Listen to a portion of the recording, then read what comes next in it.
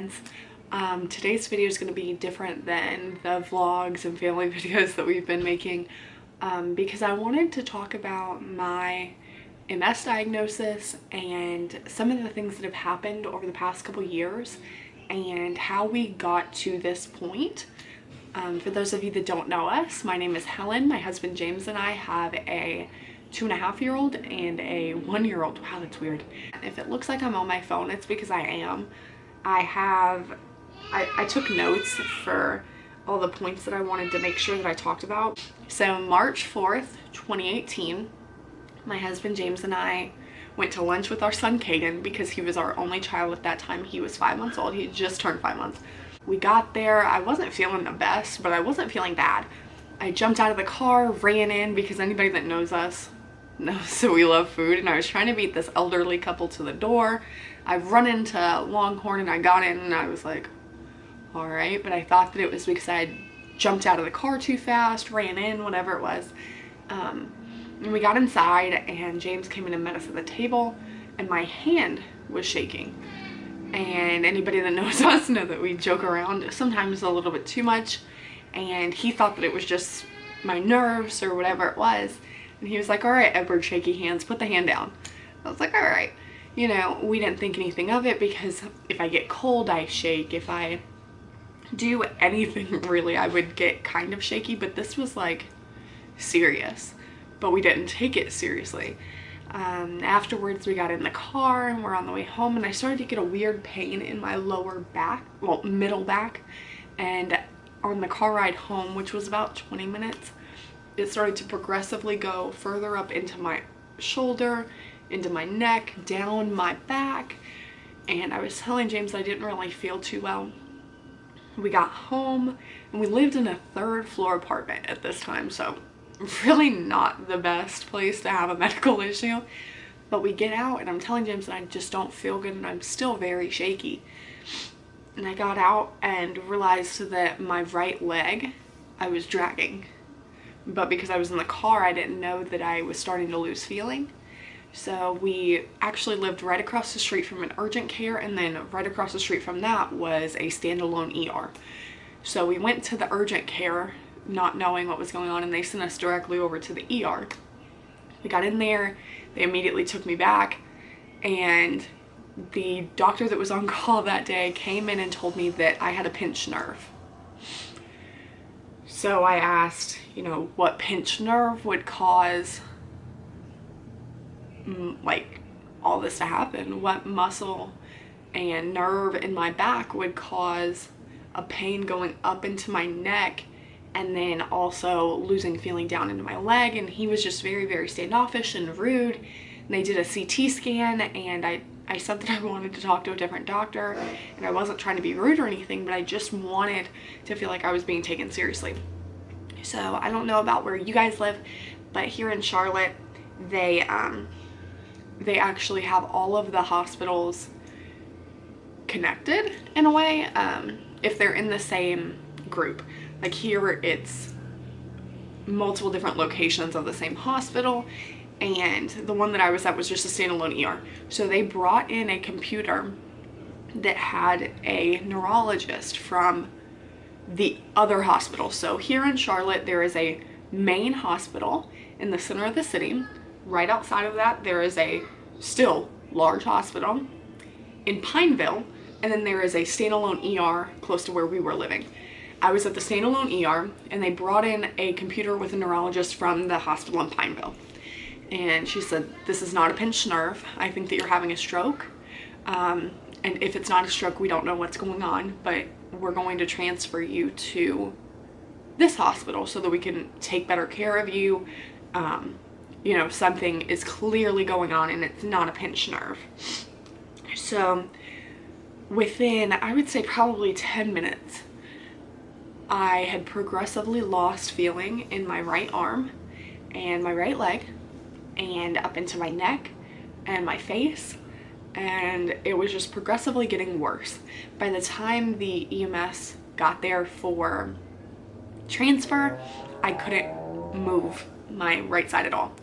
So I ended up going to the hospital in Pineville. The next day I woke up and had a MRI done, and during the MRI I actually had a seizure, and they had to repeat the MRI actually a couple times. It was not a good deal.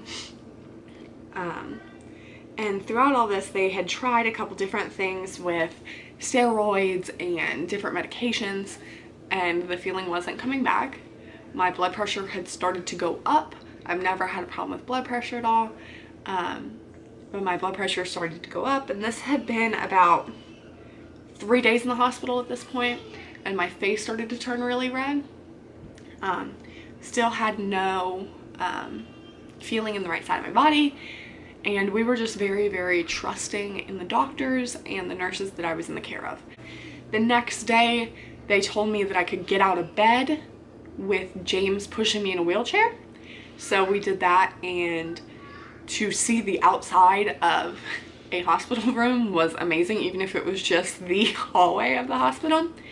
But that was the first time I'd actually moved more than moving to pee in a bedpan. And I realized that I felt a lot worse than I had originally thought I did. Aside from not having any feeling, my chest started to feel like someone was sitting on it. My face was still super hot. My head, I had the worst headache I've ever had in my life. And I've had migraines for my entire life, so it was a major, major deal. But again, we weren't being taken as seriously as one would hope in this situation.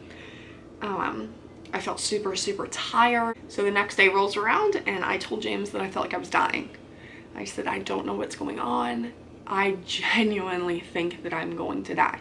I said, I feel terrible. I can't do this. I need someone else to help me. I don't know what I need to do. And a couple hours later, we realized that when the nurse came in to take my blood pressure, because it would get super tight, but I didn't know because they were doing it on my, the side that I couldn't feel anything on. So she was doing that and kept saying that it wasn't reading, and then she'd take it on my other arm and would look at it funny, and then would take it on my leg and put that one in, and then the next time she came in, she tried it on this arm, didn't work. Tried it on the next arm, didn't work. And then just click canceled. And I told James, I said, I think she didn't put in my blood pressure. He was like, what? I said, she didn't put in my blood pressure. I said, something's wrong. So the next time at shift change, so at 7 o'clock, when someone else came in, she went to take my blood pressure, and at that point I remember the top number being 180.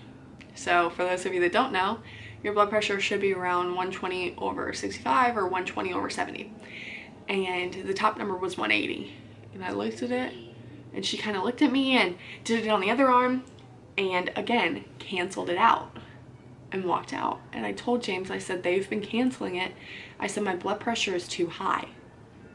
So I was livid at this point. So I told James, I said, please go get somebody. I said, I don't know who you need to get. I said, get the doctor, get someone in here that can tell me what's going on. I'm dying. So who is now my neurologist, came in, and we told her everything that was going on, and she took a manual blood pressure reading from me, and my blood pressure was over 200. And for those of you that don't know, that is like, that's a crisis. That is a hypertensive crisis, and you need immediate major medical attention. So she was just apologizing profusely for everything that had happened, and told me that they could not do anything more for me there, and the steroids weren't working. So she called for an immediate transfer to the main hospital that's inside of the city, for me to go to that hospital. So they're super quick. We get into this ambulance, and it is the nicest ambulance I've ever seen in my life. Seriously, like the Mercedes-Benz of all ambulances. So get in, go over to the next hospital, and I didn't really listen to what unit I was going to be in, but beforehand I was in the stroke wing. So with all the older people that had had strokes, and this time I ended up in the neurosurgical ICU. And that's where, so typically in a hospital, one nurse has multiple different patients. Well, in the neurosurgical ICU at CMC Maine, you have a nurse. You have a nurse. Because these cases are so critical that they don't have time to tend to 7 or 8 different people. So when I got there, they placed an arterial line, which was in, actually I still have the scar, but it was in my artery, and that monitored my blood pressure. And when I got there, my blood pressure reading from inside my artery was 230 over 210. If you hear our kids and my husband outside, I'm sorry. It was 230 over 210. And again, it's supposed to be 120 over 70.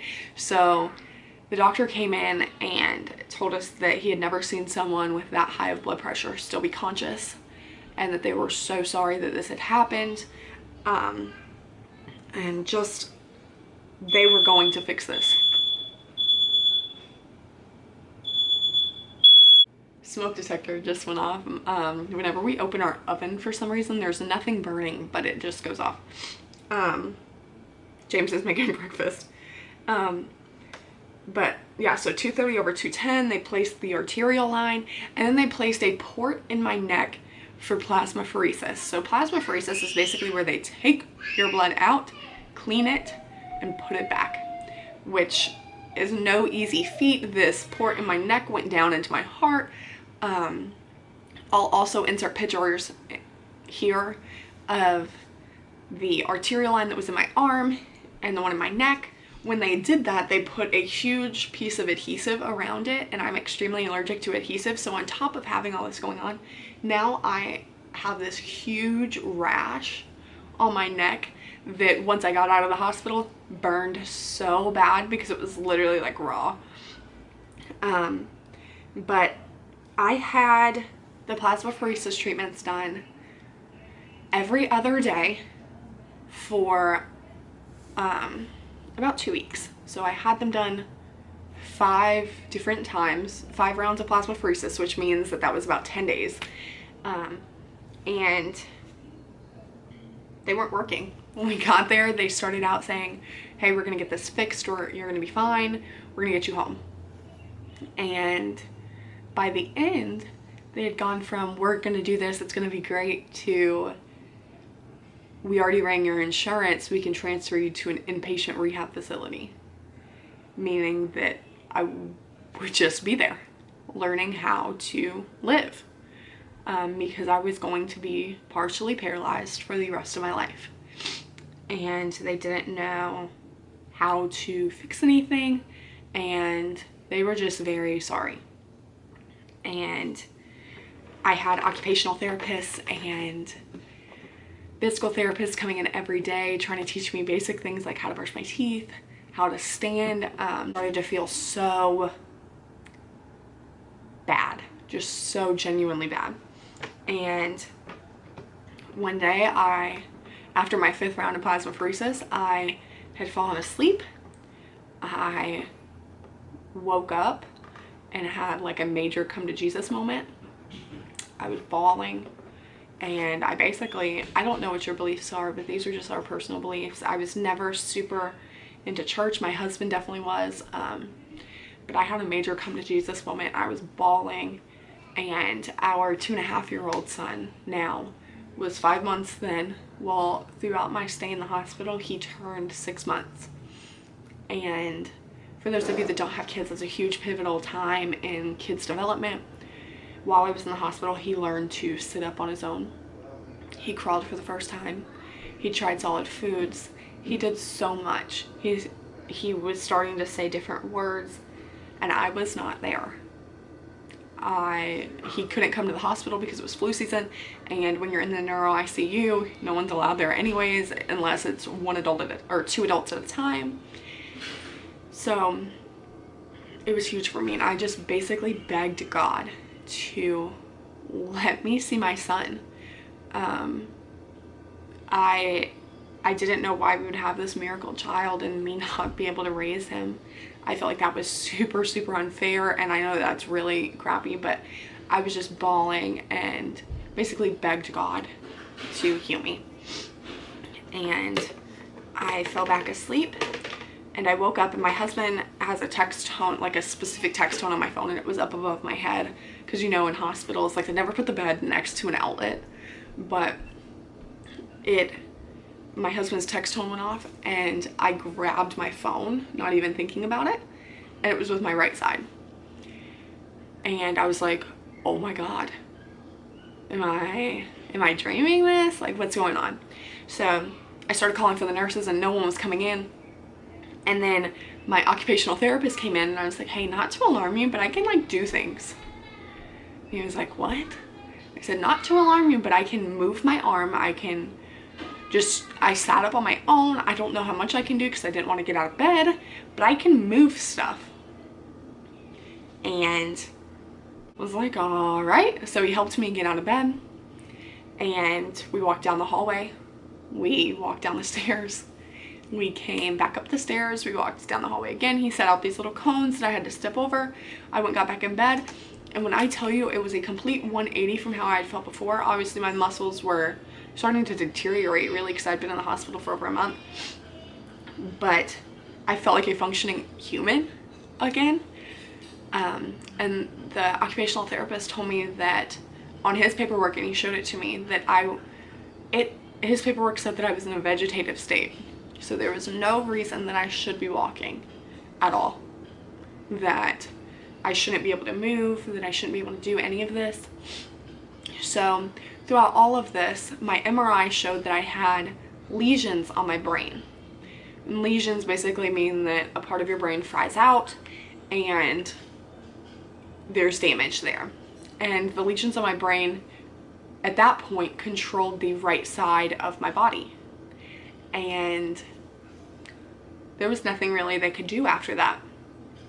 But after me waking up and I was completely fine, we just had to go from there. So I was sent home with no full diagnosis. They said that with MS, you have to have multiple rounds of things like this happening, multiple relapses. And this was my first time obviously having this.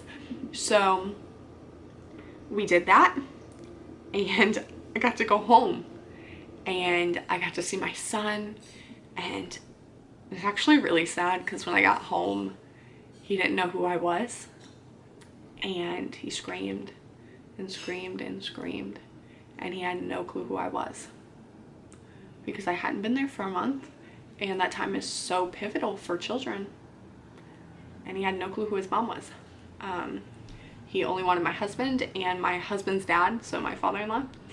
And to this day, they're still his absolute favorite people in the world, but now he obviously knows, like, I'm his mom and stuff like that. But it was absolutely crazy, and that was the first round of this major medical issue that I had that progressed into multiple sclerosis. But this video is getting kind of long, so we're going to cut this one here, and then I will do another storytime video of how I finally received my diagnosis a couple months ago, and just an update from there. Thank you guys so much for watching. I would say I hope you enjoyed, but I don't know if this is like an enjoyable video, more so an educational video, if that. But I hope that I brought some awareness. If you'd like to, subscribe down below.